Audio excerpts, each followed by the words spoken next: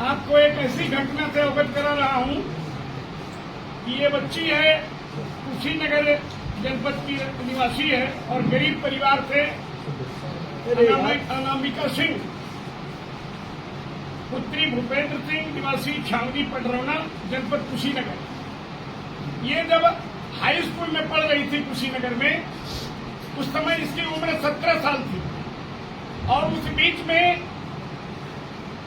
ये संपर्क में आया। स्कूल में किसी प्रकार का फंक्शन था, बबलू खान जो समाजवादी पार्टी का लीडर है और गैंगस्टर भी इसके ऊपर लगा है, पहले बच्ची के संपर्क में आया और नौकरी देने के नाम पर, क्योंकि गरीब लड़की थी तो अपने घर भी ले गया।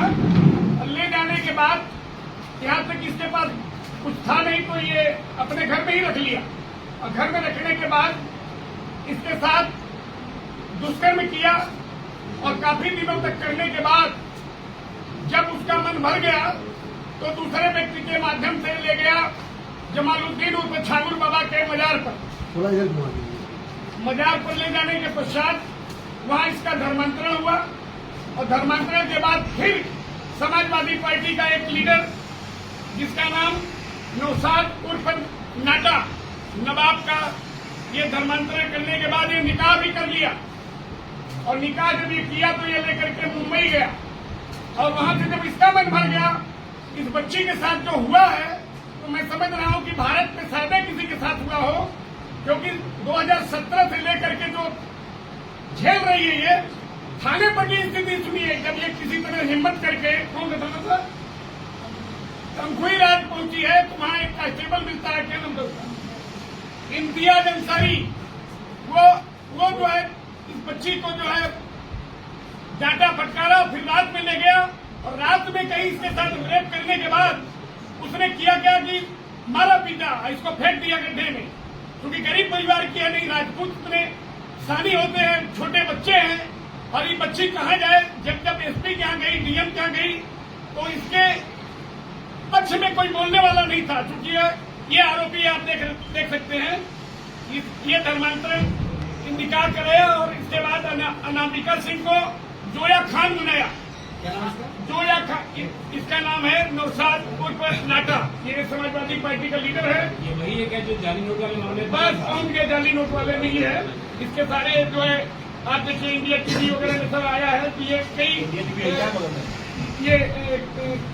कई चीजें हैं जो बच्ची भी अभी बताएगी।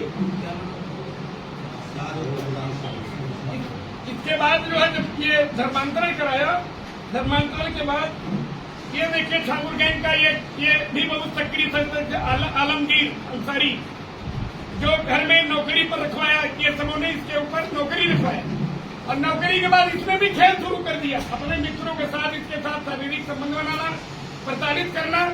और ये जहां भी गई न जिलाधिकारी पूछे न एसएसपी ने कोई इसके साथ मदद किया, थाने का सिपाही किस तरह से इसके साथ जो सलूक किया ये भी बताएगी।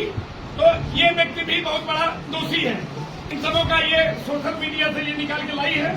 धर्मांतरण यहाँ हुआ था, ये छांगुर का, ये जो देख रहे हैं इसको क्या बोलते हैं, मजार, ये मजार है, यहाँ पर इसको ले गए थे और इस तरह से ये पीड़ित बच्ची हमारी सनातन हेल्पलाइन से नंबर निकालने के बाद ये यहाँ तक पहुंची और ये व्यक्ति के ऊपर कई आरोप है। पहले से देखिए ये कई मुकदमे भी वहाँ दर्ज है, इतना पैसा भी दे देता है, लेकिन कमजोर आदमी का पुलिस भी नहीं सुनती, इसलिए नहीं सुनती कि वो पैसा नहीं दे सकता।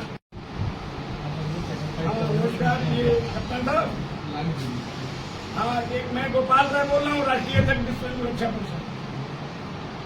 नमस्कार भैया, सबसे बड़ी बात यह है कि एक प्रकरण मेरे यहाँ आया है। 17 साल की बच्ची थी, 2017 में, ये आपके जनपद का मामला है ये, और इसमें जमालुद्दीन उर्फ छांगुर बाबा के कई गुर्गे हैं, जिसमें एक मोहम्मद रफी खान उर्फ बब्बू खान जो राष्ट्रीय सचिव है समाजवादी पार्टी का।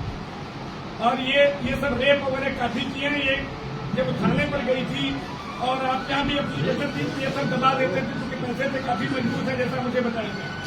ये पीड़ित बच्ची यहाँ पर है और देश भर की मीडिया भी यहाँ पर है, आपसे मदद के लिए जो है ये गुहार लगाना चाहती है और ये जाने में भी डर रही है, क्योंकि जाएगी तो कभी भी हत्या इसकी कर सकते हैं। एक छोटा भाई है इसका, बाकी पिताजी मात्र 7-8 हजार रुपए महीने। हाँ हाँ, तो ये जी सीओ साहब, हाँ नहीं, मैं ये चाहता हूँ सीओ साहब इसको अपने कस्टडी में ले जाएं, और आप जैसे अधिकारी बहुत कम मिलते हैं, क्योंकि आप जिस हिसाब से वर्क कर रहे हैं ना, इसके साथ एक नहीं, मैं आपको बताऊंगा लगभग 80 से 85 लोगों ने एग्रेड किया बारी बारी से। जी हाँ जी जी जी, सीओ साहब अपने कस्टडी में इसको ले लें, और इसकी जो भी मदद हो, मुझे अकेले जाने में डर नहीं है। बड़े मुश्किल से सनातन हेल्पलाइन विश्व हिंदू रक्षा परिषद का देख करके और आई हमारे यहाँ, तो आपसे बहुत बहुत बहुत बहुत धन्यवाद, बहुत बहुत धन्यवाद। हाँ, नंबर ये नंबर अपना दे देना, ये भी नंबर है। मेरी बहन पूजा ग्रहणी आनंदपुर में माता भक्ति कॉलेज में पढ़ती थी, म्यूजिक की लेडी सेकेंड ईयर थी, और बगल में ही ग्रामीण हॉस्टल था, बालाजी हॉस्टल करके, वहाँ पे वो रहती थी। मुझे 5 जुलाई को 2025 को शाम को 7 बजे के आसपास ये खबर आई आसपास के द्वारा, एक लड़की थी वो फोन आ गई कि हाँ आपकी बहन की डेथ हो गई है। तो मैं वहाँ पहुँची, तब तक मेरी बहन का जो डेड बॉडी था वो लेटा हुआ था फर्श पे, और दरवाज़ा खुला हुआ था, खिड़की खुली हुई थी, और चादर गले में लगी हुई थी। लेकिन मैंने रास्ते में एम्बुलेंस और पुलिस वालों को खबर पहले से दे दी थी। फिर उसके बाद मैं जब गई तो हॉस्टल से कोई फ़ोन नहीं आया था, अनाथालय का पता हम लोग के पास केवल एक आशा नाम की लड़की थी, वही कॉल की थी। उसके बाद में फिर मैं जब गई वहाँ से, तो उसके गले में मतलब चादर लपेटा हुआ था और उसका रूम बिखरा हुआ था, और जब पूछा गया तो लड़कियों ने कहा कि मतलब डेड बॉडी गिर गई है। और उसके बाद में पुलिस वालों ने लड़कियों से नॉर्मल पूछा, लेकिन एक लड़का था, वो राधे नाम का लड़का है, मेरे गाँव के बगल में ही रहता है, वो उसका आगे 5-6 सालों से था, तो उसने ये करवाया है। और इसके आगे एक मीरा नाम की लड़की है, उसने उस पर संदिग्ध है, हॉस्टल वाले पे भी है, लेकिन पुलिस वालों ने कुछ कार्रवाई नहीं की। 25 और 26 दिनों के बाद FIR केवल लड़की के नाम पे जारी किया है, और मीरा नाम की लड़की है, उस पर मेरा संदिग्ध है हॉस्टल वालों पे, और किसी वालों पे कोई कार्रवाई नहीं कर रही है। और हमें मैं जान लूँ प्रभारी डायरेक्शन पे मतलब धमकी देते हैं, डांटते हैं, और कोई कार्रवाई नहीं करते हैं सर। और हम पीड़ित, हम हर जगह, हर ऑफिस में DCP DM हर जगह पर चले गए, कोई सुनवाई नहीं हुई। और वो बोलते हैं प्रभारी डायरेक्शन के अपने करियर के नाम मर गया, उसके पीछे मत जाओ भागो। बताइए सर हम लोग क्या करें? हम लोग कितना मतलब 1.5 महीने से सर, 1.5 महीने से ज़्यादा हो गया, हम लोग बहुत पीड़ित हैं सर। मेरी भी पढ़ाई है, मैं भी पढ़ रही सर, मैं भी नर्सिंग की छात्रा हूँ। बताइए मैं क्या करूँ, मैं कैसे पढ़ूँगी? मेरा 9 सितंबर से एग्जाम है मेरा, मैं क्या करूँ सर? मैं गरीब मिडिल क्लास की फैमिली से आती हूँ, मेरी कोई सुनवाई नहीं हो रही है।